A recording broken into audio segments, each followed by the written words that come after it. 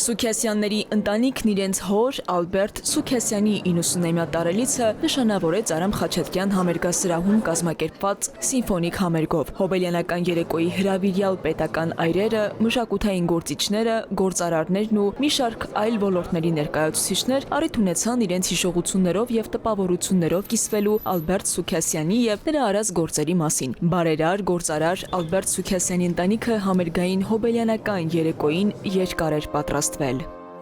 Մենք Հայաստանի Հանրապետությունում բավականին մեծ գործունեություն ծավալող ընտանիք ենք։ Մտածեցինք, որ պետք է անպայման այնպես անենք, որպեսզի մի ոչ նյութական արժեք թողնենք, մի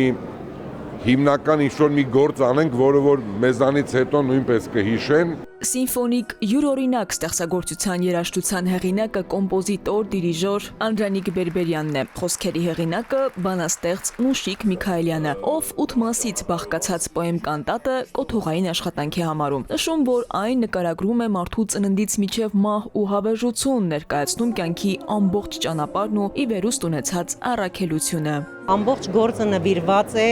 ուրեմն մարդու գործին, որը անգամ մարդու կյանքից հեռանալուց հետո մնում է եւ արժեք է եւ ուրեմն ժառանգվում է իր սերունդներին։ Ստեղծագործությունը նաեւ ինչ որտեղ ներառում է իր մեջ հայ ազգի անցած ճանապարհը, որպես ալեգորիաներ տարբեր եւ ներկայացնում է տարբեր փուլեր գաղափարներից, մտորումներից դուրս եկած։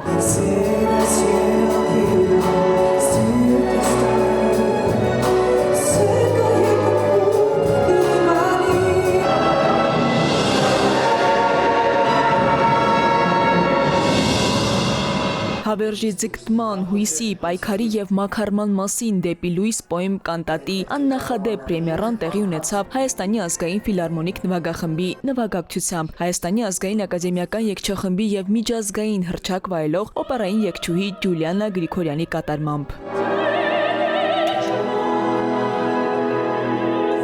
Սուքյասյանների ընտանիքը սիմֆոնիկ այս ստեղծագործության միջոցով է փորձել ներկայացնել ընտանիքի մեծի, ընտանիքի հոր կերպարն ու կենսափորձը, հույսեր ու հիշողություններ արթնացնել Ալբերտ Սուքյասյանին ճանաչողների սրտերում։